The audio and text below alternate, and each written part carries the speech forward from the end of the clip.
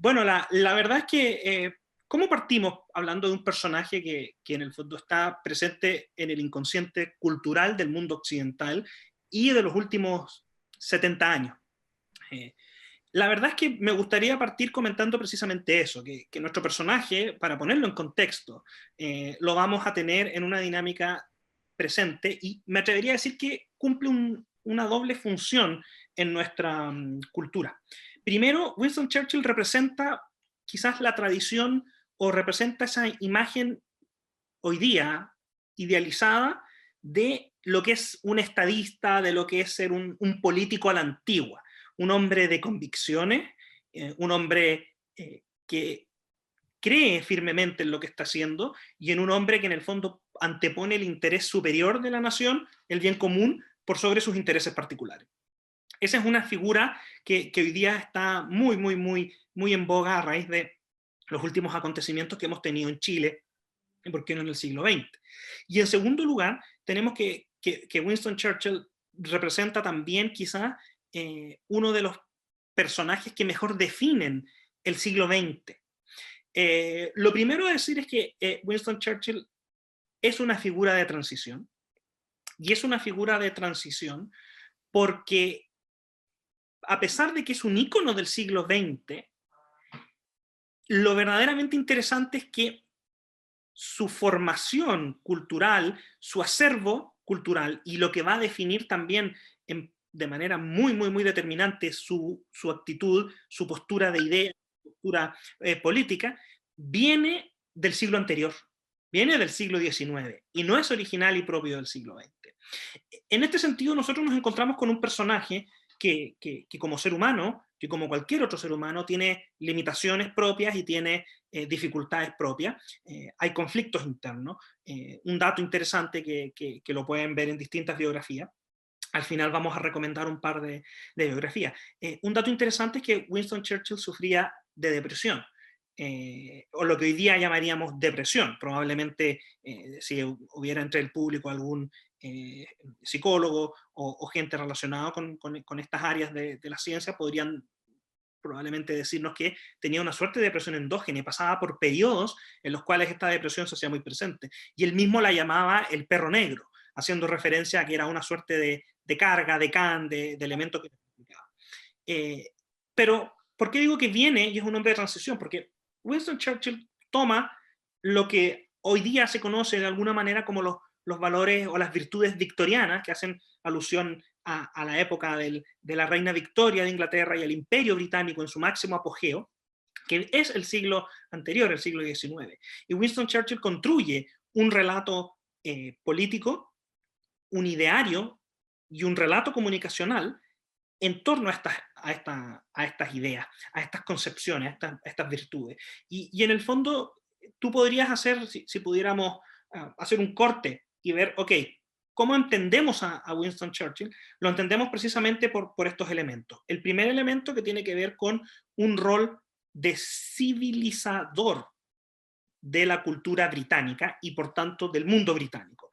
Reino Unido, con sus el componente, pero sobre todo el imperio británico. O sea, para Winston Churchill, el máximo apogeo y la máxima expansión territorial de los intereses británicos en la época de la reina Victoria son una fuerza civilizadora. A tal punto, les comento una anécdota, a tal punto que si bien es cierto, vamos a conocer a Winston Churchill por un sinnúmero de ideas y un sinnúmero de acciones concretas que tomó, que algunas de ellas comentaremos en este curso.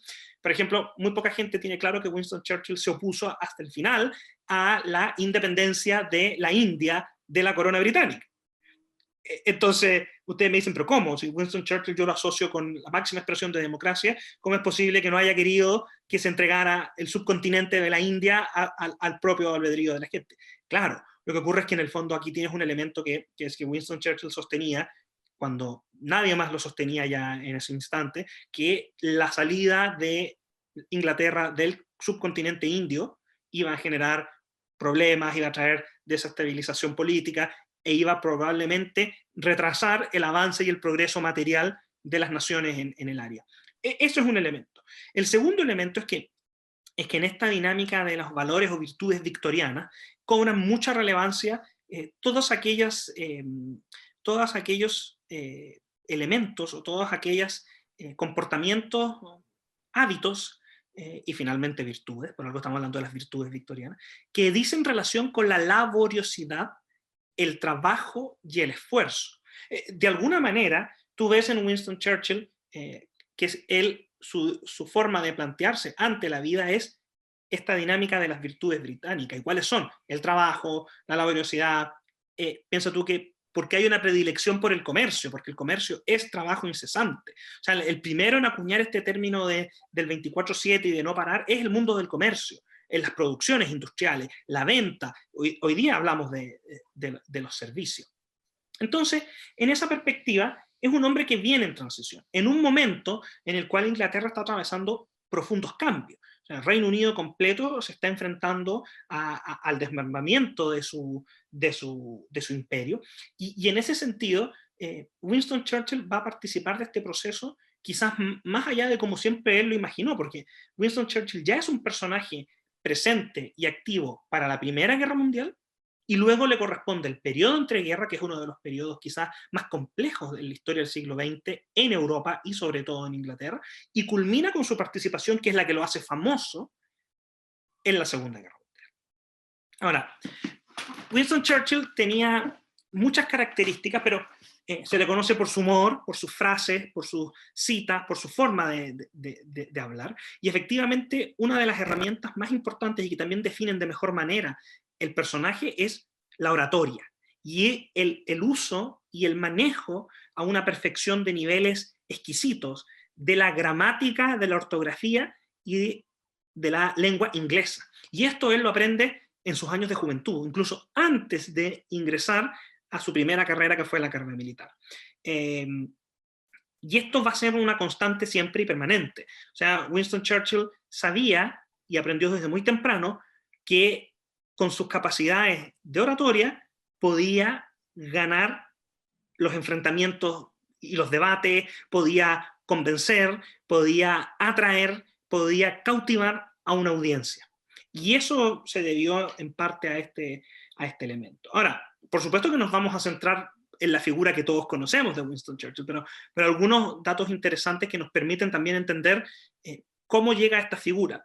Probablemente si yo le pregunto a la audiencia que nos acompaña hoy día, ¿qué profesión o qué carrera tuvo Winston Churchill? Muchos van a decir que fue abogado. No, no era abogado. Winston Churchill no fue un alumno destacado en su juventud, y su padre determinó que la única carrera que podía seguir y en la cual podría después sobrevivir su hijo era la carrera militar, y por lo tanto lo hizo entrar a la academia militar, a una de las academias militares.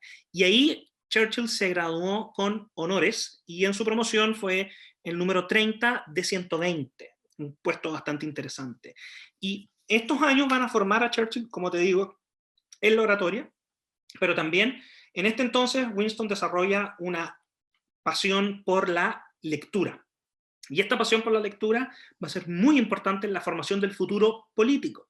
¿Por qué? Porque Winston Churchill los primeros años se dedicó, mientras compatibilizaba su participación en el ejército británico, como reportero de guerra. Y por lo tanto aquí desarrolla otro elemento central e importante, que es la escritura, los discursos. Churchill preparaba todos y cada uno de sus discursos y sus intervenciones. En el fondo, para Winston Churchill era un poco impensable este concepto de speechwriter que tenemos hoy día en las democracias modernas, o de asesores que te escribían los discursos. Ustedes saben que los gobiernos modernos tienen, los mandatarios, los jefes de Estado, tienen en el fondo dentro de su equipo más íntimo personas que les ayudan a escribir sus discursos e intervenciones. Winston Churchill les escribía todas. Y en ese sentido ya tenemos dos componentes. Ahora, el tercero era, lo mencioné, la lectura. ¿Y por qué la lectura? Porque Winston Churchill leyó quizás más que muchos de sus contemporáneos, pero, y esto lo mencionamos en el documento que va a estar disponible para los asistentes del público, hay algunos textos que te permiten entender cómo se fue ordenando el mapa intelectual y conceptual de esta figura. Lo primero es que Churchill, por ejemplo, tenía un manejo sobre la riqueza de las naciones de Adam Smith, y esto te explica que Churchill era una persona que fervientemente creía en la libertad económica como correlato de la democracia. Para él son términos intercambiables. Es un tema que hoy día no es así. y hace mucho tiempo que no lo es en el mundo occidental, pero en la dinámica de Churchill eran correlatos.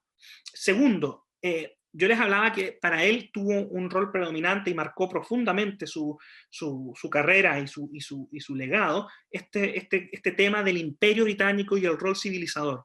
Y fíjate que en ese sentido, Churchill tenía una fuerte conexión y hacía una comparación entre el rol que estaba desempeñando, o que había desempeñado, para ser más preciso, el imperio británico en el siglo XIX con lo que fue el imperio romano.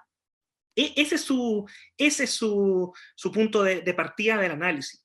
Y esto es muy importante porque uno de los textos que lee es la historia del Imperio Romano, historia del declive del Imperio Romano de Gibbon.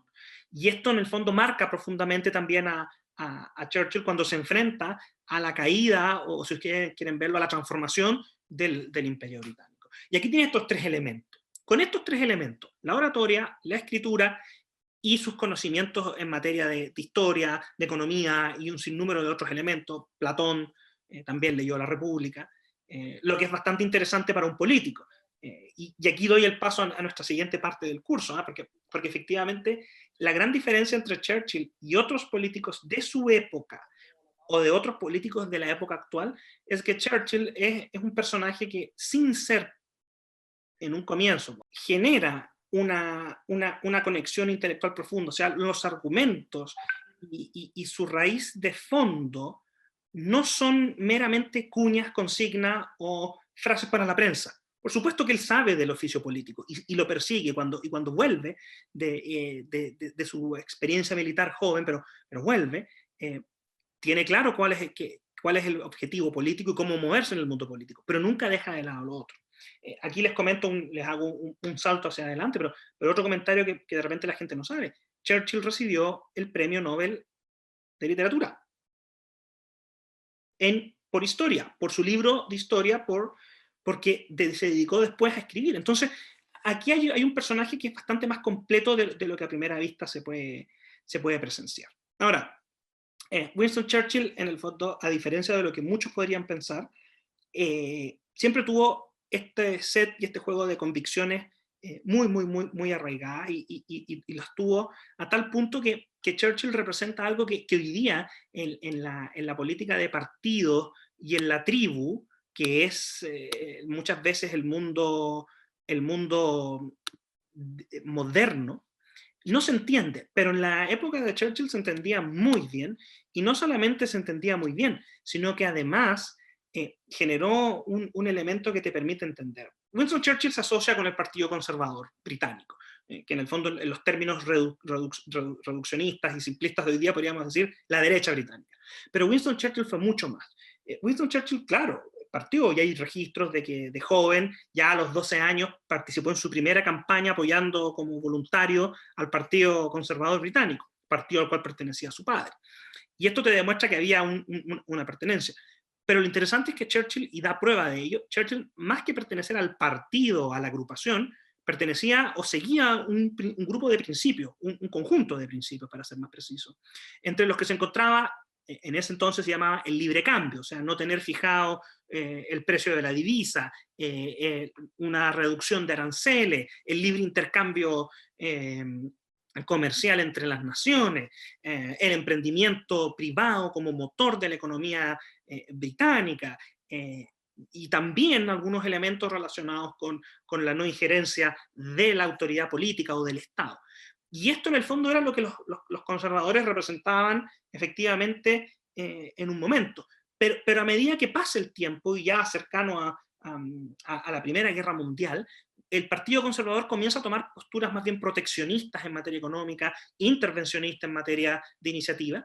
¿Y qué hace Churchill? Churchill en el fondo no continúa en el Partido Conservador y mira al conjunto en el Parlamento británico y dice: yo no puedo sentarme con los conservadores porque los conservadores no están representando lo que es ser conservador, y en una puesta en escena muy importante, cruza el pasillo en la Cámara de los Comunes y se sienta con los liberales, y permanece con los liberales hasta 1920 y algo, casi 1930, en que los liberales, con tal de no soltar el gobierno, deciden aliarse con el Partido Laborista, que son socialistas. Y Churchill en ese momento hace un llamado público y por la prensa y levanta el punto de decir, oiga, lo que tenemos que hacer es un gobierno con los conservadores y no con los laboristas.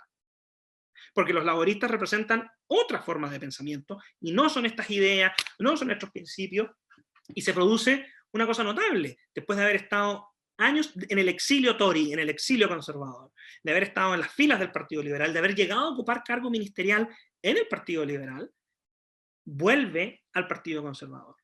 Y ese retorno, lo interesante, y por eso lo traigo a colación, es que nosotros hoy día, en la política actual chilena, si alguien hace esto, probablemente de lo mínimo que se le tilde de traidor o que no tiene principios, como si la pertenencia a un conglomerado político fuera una suerte de checklist o una suerte de, por plantearlo de alguna manera, de un comprobante de adscribir y de defender principios o ideas.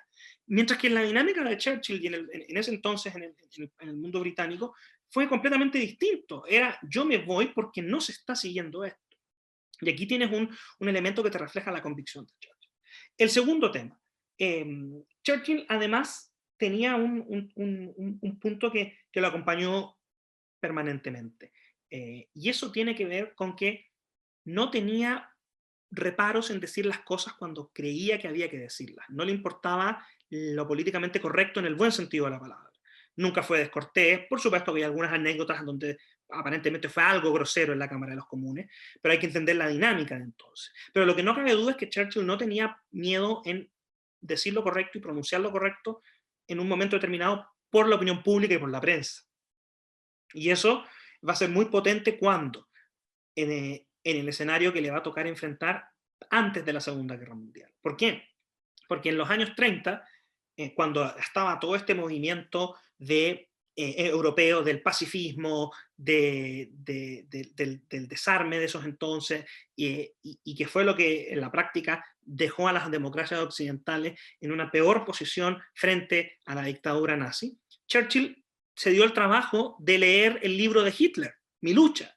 Y leyendo el libro de Hitler y haciendo seguimiento de las intervenciones y del programa del nacionalsocialismo, bueno, Churchill fue uno de los primeros en la década del 30 en comenzar a denunciar sistemáticamente a la Alemania nazi. Y esto le ganó, entre otras cosas, una pelea con el Partido Conservador, al cual pertenecía ya entonces, porque Neville Chamberlain, que era el primer ministro al momento de estallar la guerra, fue a Múnich y lograron unos acuerdos y llegó como exitoso, como que ya no había más guerra, y a los pocos meses después tenías a Alemania invadiendo, anexándose Checoslovaquia y después invadiendo Polonia. Pero ahí estuvo Churchill y están sus intervenciones en la Cámara de los Comunes, sin miedo, sin temor a la opinión pública y sin temor a pelearse con el primer ministro. ¿Por qué? Porque esa pelea con el primer ministro sabía él que significaba que no le iban a nombrar como ministro o en una cartera de Estado, que era lo que en el fondo te permitía tener influencia, o más que tener influencia, poder participar en la toma de decisiones del país. Ese es nuestro personaje. También es un personaje que perdió en más de una ocasión elecciones. Estuvo fuera del Parlamento. Perdió. Incluso hay derrotas en la dinámica británica.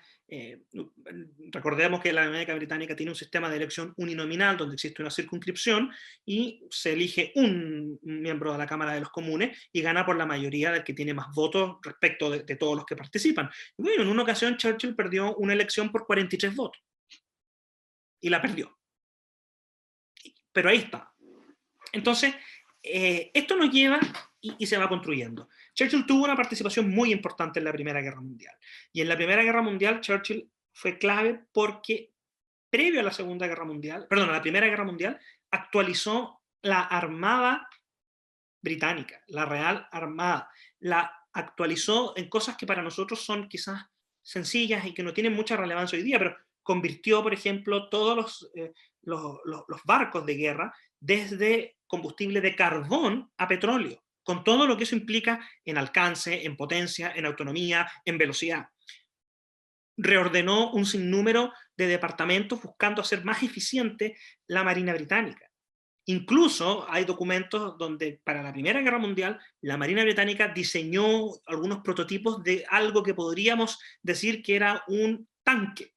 Y adivinen quién estaba detrás de esto. Churchill. ¿Por qué? Porque Churchill tenía una, no obsesión, pero tenía una apertura a las ideas nuevas y a las reformas muy poco comunes en una figura que se asocia con el movimiento conservador. Pero en la Primera Guerra Mundial también fue un punto de inflexión porque Churchill era ministro del gabinete y ya estábamos en la Primera Guerra Mundial y teníamos esta situación de empate, de movimiento, de que no avanzaba la guerra. Y se determinó que había que hacer una operación que rompiera esto y cambiara el campo de juego de manera tal de dar una solución. Y se determinó que había que controlar el Mediterráneo y había un estrecho, en el fondo, el estrecho del Dardanelo, donde tenías una forma de comunicarte con el resto de los países y era clave. Y se determinó una invasión por tierra y por mar de Galípoli, en Turquía. Y resulta que esa operación estuvo a cargo de Winston Churchill. Y Galípoli se ha hecho famoso, incluso hay películas y otras cosas, se hizo famoso porque Galípoli fue un desastre que terminó con 250.000 muertos en el bando de Inglaterra y sus aliados. Y además es muy importante culturalmente porque por dos razones. Primero, porque Galípoli es la primera vez que hay que en el fondo las tropas de lo que se convertiría en Australia y Nueva Zelanda tuvieron una participación como tropas con esta identidad, no como del Imperio Británico a secas o como británicos, sino que como regimientos de Nueva Zelanda y como regimientos de Australia y de Canadá también, algunos elementos. Y el segundo, porque fue tan desastroso que la opinión pública culpó y había una furia con Churchill. Y en esa ocasión el primer ministro de turno tuvo que tomar la decisión para salvar su gabinete y para salvar el gobierno de expulsar a Churchill del cargo.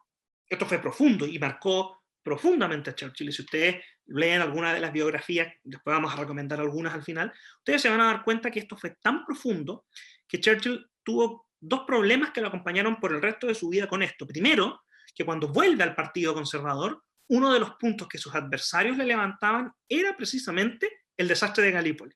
Y en segundo lugar, que Churchill durante la Segunda Guerra Mundial, a pesar de la creatividad y de la energía que dedicó, siempre tenía presente que no podía repetir un acontecimiento como el de Galípoli. Ahora, Churchill entre guerras desarrolla este rol importante que les cuento yo. Pero sin lugar a dudas el personaje histórico que ha llegado hasta nosotros a través de las películas, de las series y de otros elementos es el Churchill primer ministro. Y Churchill primer ministro es notable porque, vamos a hacer un comentario, Churchill es primer ministro en dos ocasiones. La primera asume en 1940 en plena guerra y la segunda ya es a finales de la década, o sea, a mitad de la década de 1950. ¿Cuál es la diferencia? La diferencia es que cuando asume por primera vez como primer ministro, Churchill no gana una elección general, sino que él había ganado una elección, su asiento, junto con otros candidatos del Partido Conservador, y se forma un gobierno de unidad. Y en ese gobierno de unidad, para hacer frente a la guerra, se le llama a él. Pero por la crisis en que entra el gobierno, Neville Chamberlain renuncia, y se produce una situación, porque el Partido Liberal ya había salido de escena, ya teníamos la conformación entre los laboristas y los conservadores, y se produce una situación muy poco común, que es que se necesitaba un gobierno de unidad y había un problema, porque los laboristas solos iban a aceptar que su líder tradicional, que era Lord Halifax, fuera el primer ministro, o Winston Churchill. Y por su parte, los conservadores solo iban a aceptar que fuera Winston Churchill, porque era el único que los estaba representando con la caída de Neville Chamberlain y todo ese sector del partido. La historia es que Winston Churchill asume, y Winston Churchill hace una cosa muy notable, que es que él dice, yo asumo, pero pido retener el cargo de ministro de Defensa. ¿Por qué? Porque Churchill quería estar involucrado al detalle en la guerra. ¿Y por qué quería estar involucrado al detalle en la guerra? ¿Porque era un amante de la guerra y le gustaba la guerra? No. Porque Churchill, yo les dije que cuando sale del ministerio durante la Primera Guerra Mundial, ¿qué hace Churchill? Se va a combatir a las trincheras en Flandes y comparte con la oficialidad y también comparte con la tropa y entiende muchos elementos que cuando llega a ser ministro de Defensa y primer ministro aplica, que tiene que ver desde cosas tan sencillas como los turnos, los descansos, el abastecimiento, las cadenas que se hacen, la situación de comunicación con sus familiares, hasta los pertrechos militares, la disposición de los campamentos, un sinnúmero de elementos. Ahora, cuando Churchill asume, y vamos a compartir el primer video. Cuando Churchill asume, este es el discurso famoso que les digo yo, que es el de sangre, sudor y lágrimas. Y es un contexto sombrío, o sea, Inglaterra asume en plena crisis y en ese sentido es un momento de dificultad.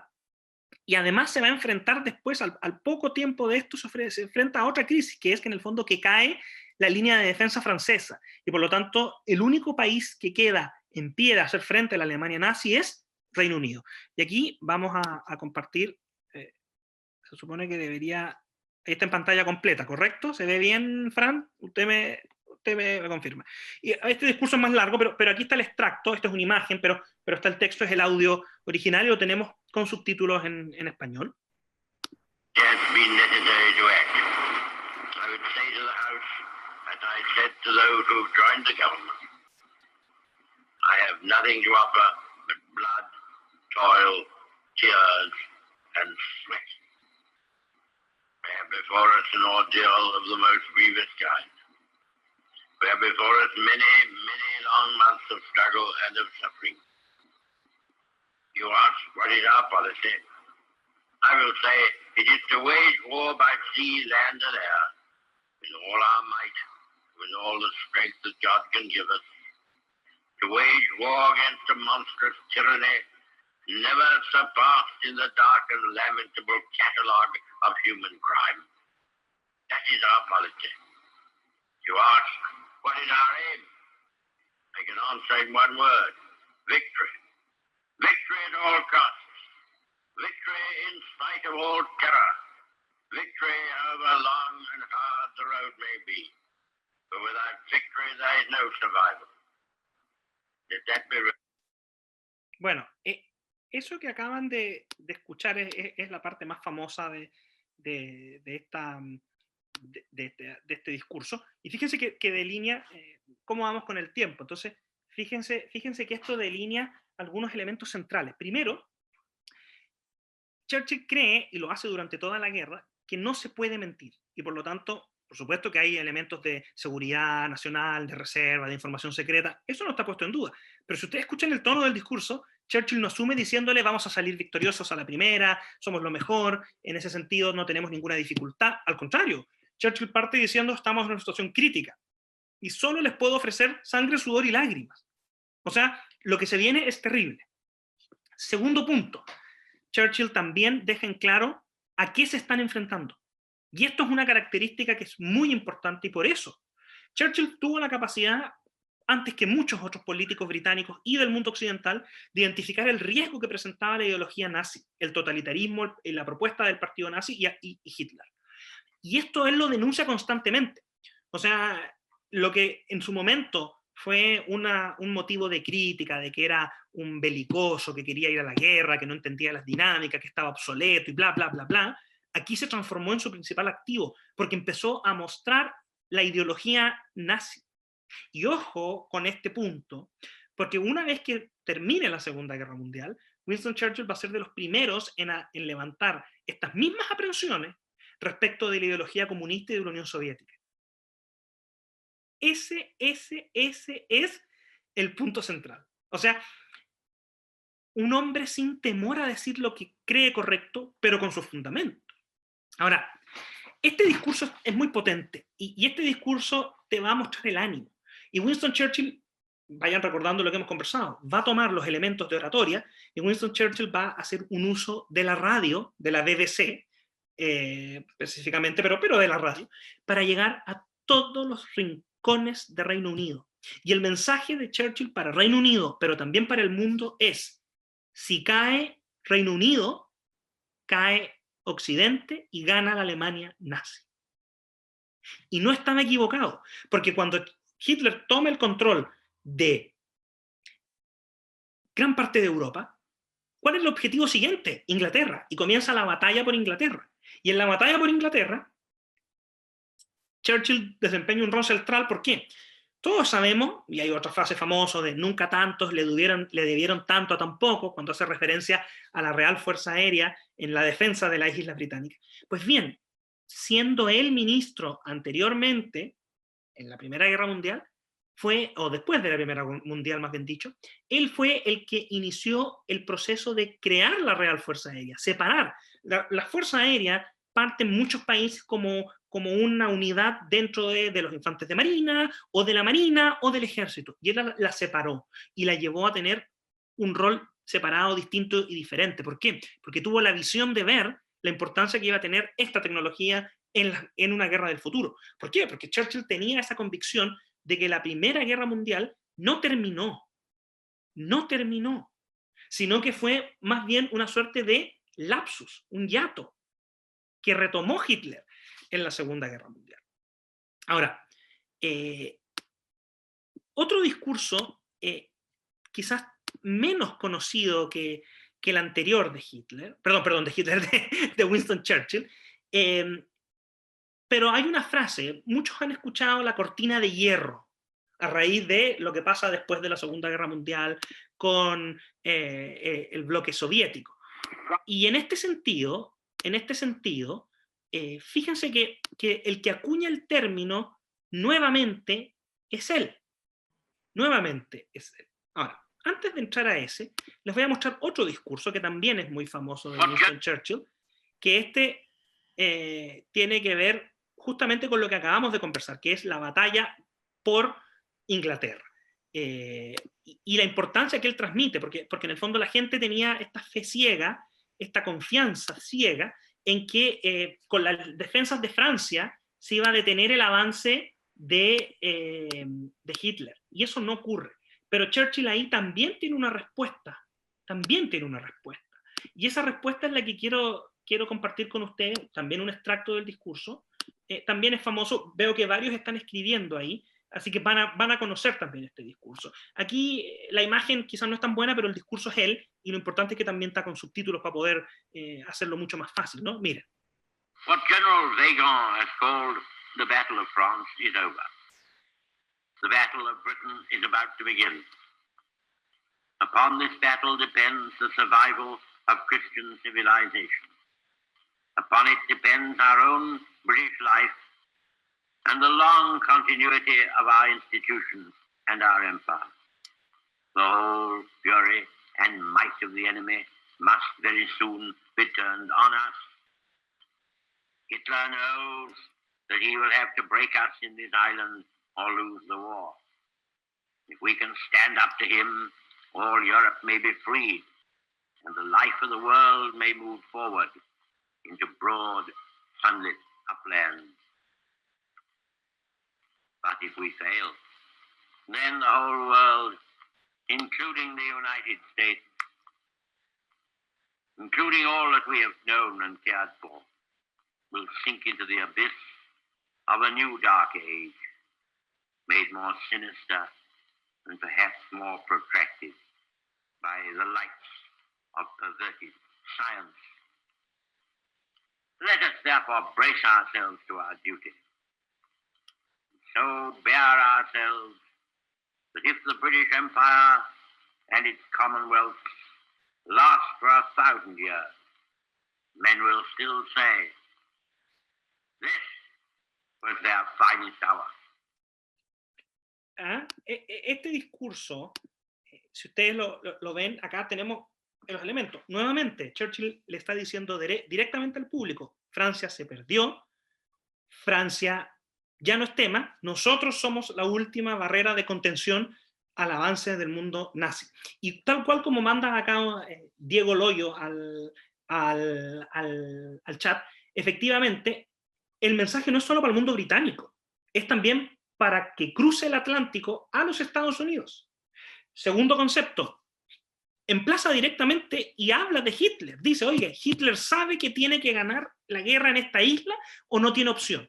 Y el tercer elemento, presente en este punto, habla que lo que está en juego no es Europa, es la cultura, la civilización cristiana, en el mundo occidental o el mundo completo. Y esto es lo que demuestra la fuerza de los argumentos de Churchill para hacer frente al mundo nazi. Y hay una referencia también muy buena, ¿no? Porque los que son más fanáticos o más interesados en las dinámicas de la Segunda Guerra Mundial podrán recordar que se hablaba que Hitler había inaugurado el Tercer Reich, que tenía que durar 1000 años y qué sé yo.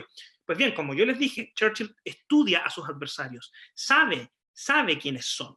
Entonces, en ese sentido, él hace este juego y dice, si este imperio británico y su comunidad de naciones dura 1000 años, dirán que esta fue su hora su mejor hora, their finest hour. Ahí tienen ese elemento. Este es Churchill en la guerra, pero es el mismo Churchill que cuando no estuvo en guerra, esta misma energía la dedicó a transformar ministerios, a reducir burocracia, a generar temas de planes de paz en el medio este para generar, evitar guerras, para evitar pérdidas de vidas humanas, que tenía esta visión de un mundo conectado en una globalización, pero no una globalización como la entendemos hoy día, que puede ser muchas veces contraproducente desde varios aspectos, sino que era este elemento de un juego de reglas. Y aquí también se ve este elemento de que Churchill reconoce cuál es el rol que le compete a Estados Unidos y quiere sacarlo del aislamiento a como de lugar, y lo consigue. Por supuesto, está la situación de Pearl Harbor, pero lo consigue. Solo para cerrar, me encantaría que pudiéramos seguir conversando, pero entiendo que hay que ceñirse al programa, y es la idea de este curso de que tengamos material. Quiero mostrarles finalmente el video de la cortina de hierro, que es el que me interesa que podamos revisar finalmente, porque tiene también estos elementos que son muy valiosos, que tiene que ver con, así como denunció en su momento el totalitarismo nazi, cómo denuncia después el totalitarismo comunista, soviético, porque esa es la virtud. Recuerden ustedes que muchos de los que defendieron con grandes argumentos y combatieron en contra del nazismo, después guardaron silencio. ¿Por qué? Porque la Unión Soviética había sido aliado en la guerra y había sido importante. Churchill no. Churchill no tenía ese problema. Y como no lo tenía, lo hace ya no siendo primer ministro, porque, dato nuevamente anecdótico, Churchill tenía todo para ganar la elección del año 45, después de terminar la guerra, 46, y resulta que perdió, y ganaron los laboristas. Las vueltas de la vida. Voy a compartirles entonces esto para que vayamos cerrando, Fran. Yo podría seguir hablando porque creo que es un gran personaje y vale mucho la pena tenerlo presente. Este es un extracto, el video, la imagen no es muy buena, se transmitió en algún momento en Discovery Education, pero esta es una toma real de cuando Alda este discurso en Westminster College, en Estados Unidos, en Missouri. In the Baltic, to Trieste in the Adriatic, an iron curtain has descended across the continent. Behind that line lie all the capitals of the ancient states of Central and Eastern Europe. Warsaw, Berlin, Prague, Vienna, Budapest, Belgrade, Bucharest, and Sofia.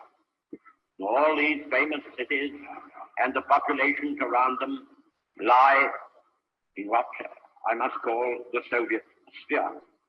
And all our subjects, in one form or another, not only to Soviet influence, but to a very high and in some cases increasing measure of control from Moscow.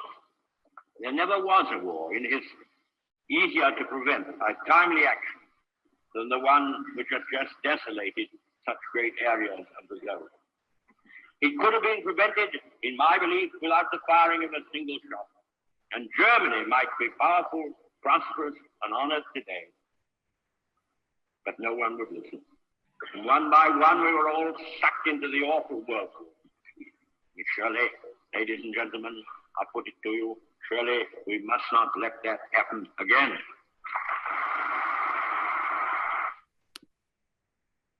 Bien, ese es nuestro personaje. Fíjense ustedes que el tono del discurso que ocupa es exactamente... Perdón, se me activó el otro video. El tono del discurso que ocupa es exactamente el mismo tono que ocupó refiriéndose a Hitler. Cambian los contextos, pero nuevamente lo dice claramente y lo denuncia en público. Este es nuestro personaje. Winston Churchill, después en su segundo gobierno, del año 50 y algo, ya está más viejo, tiene un gobierno bastante tranquilo en aspecto doméstico, pero con muchas turbulencias en materia internacional, el canal de Suez, otras independencias de colonias y otros elementos que lo golpean bastante. Churchill se retira, Churchill muere a los 90 años. Churchill rechaza el título de Lord porque tenía que dejar la Cámara de los Comunes. Y Churchill fue y asistió a todas las votaciones que eran claves e importantes, hasta que falleció no en ejercicio, porque su señora logró convencerlo de no postular la última vez. Este es nuestro personaje. Material de lectura recomendada, bueno, o también audiovisual, estos discursos que hemos conversado. Material de lectura, una buena aproximación, bueno, nosotros les vamos a entregar este material a nuestro público, una buena aproximación también breve de introducción es un libro de Paul Johnson que es Héroes, donde tiene un retrato de Churchill como héroe, como paradigma del siglo XX. Vale la pena revisarlo.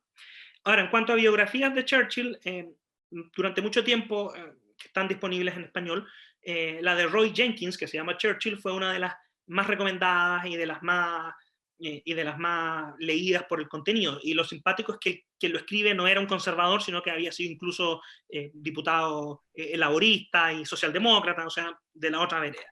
En la actualidad se acaba de publicar una bastante nueva por la editorial Crítica, de creo que es Andrew Roberts, que se llama Churchill, que es bastante completa y contiene elementos adicionales. Y para los que lean también en inglés, un buen texto por la extensión y por el estilo de pluma es la biografía de Winston Churchill de Paul Johnson.